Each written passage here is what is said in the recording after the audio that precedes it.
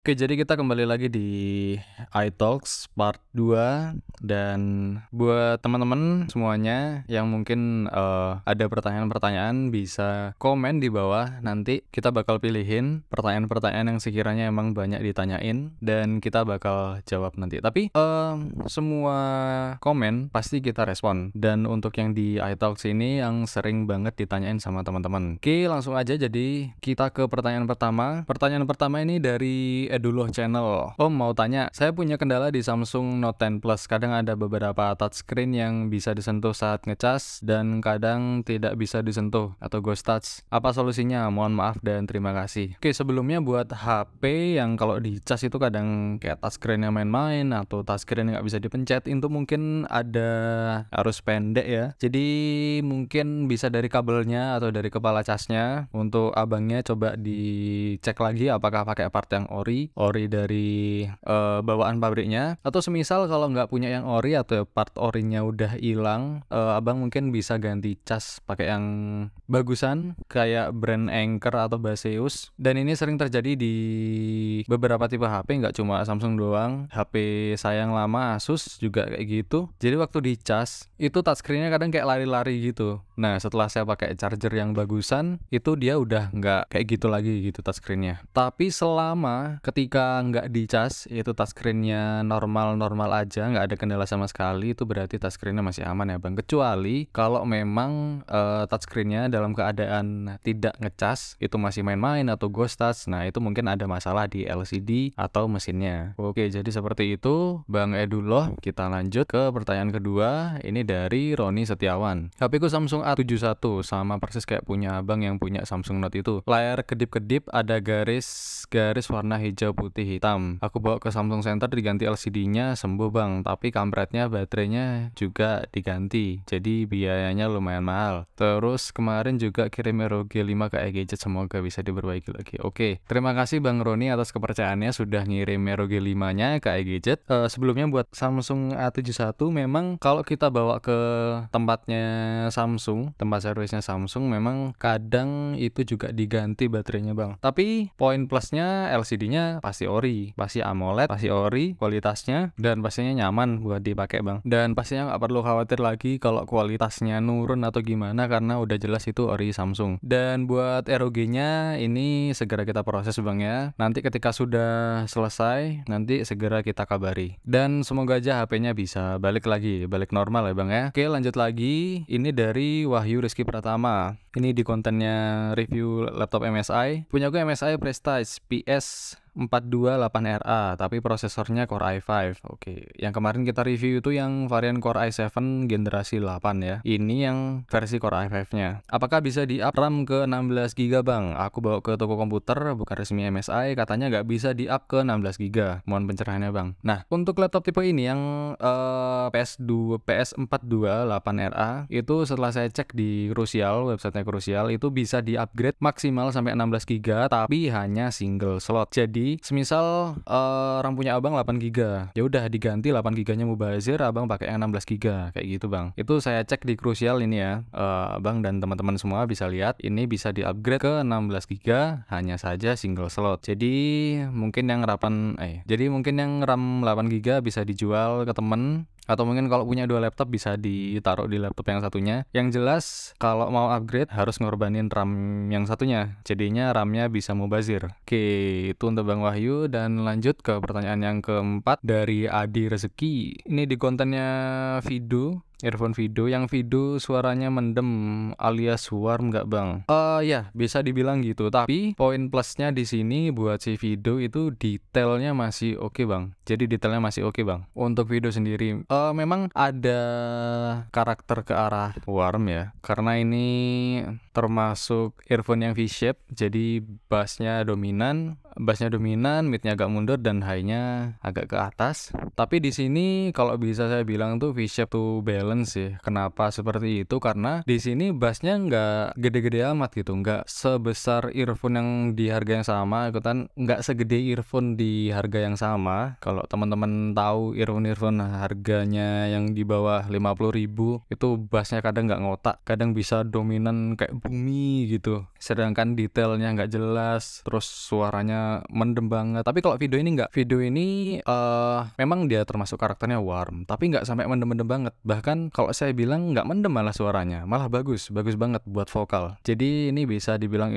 earphone yang all rounded, semua genre dia masuk, mau akustik dia enak, mau EDM dia enak. Jadi mau genre apapun video ini enak sih menurut saya. Abang bisa cobain, harganya juga sangat murah sekali. Dan fakta kerennya ya, video ini walaupun dia kabelnya tipis banget, kelihatan kayak ya gimana kalau pernah beli HP Mito, kita dapat earphone-nya ya kurang lebih 11-12 kabelnya kayak gini, tapi ini kabelnya bisa awet banget. Saya udah pakai hampir kurang lebih 1 tahunan, lebih bahkan, dan ini kabelnya awet-awet aja. Earphone-nya nggak ada yang putus sebelah atau mati sebelah, itu nggak ada. Jadi earphone ini bener-bener awet hampir setahun, karena saya setelah pakai earphone ini saya gulung yang rapih dan saya taruh di pouch kecil kayak gini. Nah ini bener-bener ngebantu biar kabel earphone-nya tuh nggak semrawut, biar kabel earphone-nya itu nggak lungset gak jelas. Dan ini kabelnya awet, jadi harga murah, kualitas oke. Wah ini udah di mana lagi dapat earphone yang keren kayak gini. Dan oke, kita lanjut ke pertanyaan selanjutnya nih dari Kremi Uganda. AK6 Pro sama AK6 Max, rekomendasi yang mana bang untuk bass? Aslinya di bass gini bang, untuk yang AK6 Max itu saya belum nyoba. Tapi pengalaman saya pakai AK6 Pro itu bassnya mirip-mirip sama AK6 biasa, cuma AK6 biasa itu suaranya lebih mendem daripada AK6 Pro. Jadi mungkin AK6 Max mungkin lebih better ya, jelas, karena dari harga juga lebih mahal. Tapi nanti kalau ada kesempatan saya bakal coba review AK6 Max. Tapi kalau dari AK6 Pro dan AK6 yang biasa, setahu saya tuh wah bassnya full bass. Nyari earphone yang bassnya gede ya AK6 udah no debat.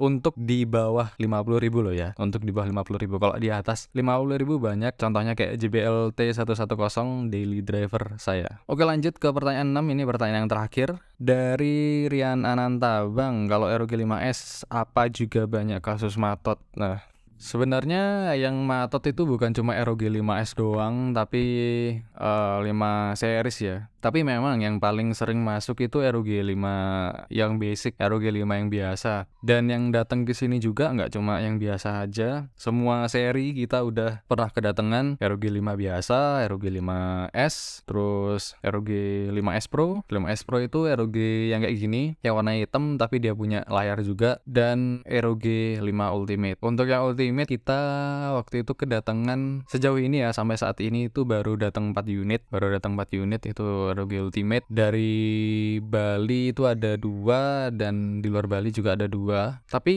memang nggak cuma ROG 5 aja, kan ROG 5 pakai Snapdragon 888 yang terkenal memang panas banget, yang bikin overheat. Ternyata kemarin juga kita sempat kedatangan Asus Zenfone 8 dengan pakai prosesor yang sama, Snapdragon 888, dan kayaknya emang gara-gara ini sih, Snapdragon 888 ini emang panas banget. Booting awal kemarin dicek itu bisa tembus 60 derajat, kan panas banget. Jadi untuk yang buat yang kasus matot-matot gitu bukan cuma ROG 5S aja, tapi 5 series ya. Semua seri ROG 5 itu potensial matot. Tapi di samping Snapdragon-nya 888 yang terkenal panas, beberapa user juga ada yang barbar. Jadi mereka ngiranya ini HP gaming, ya udah gua gas gitu. Jadi mereka ngiranya karena ini HP gaming dihajar main seharian, habis baterai ngecas main sampai habis, ngecas main lagi, dan itu juga potensial banget buat ngerusak mesin. Karena hadirnya device gaming itu bukan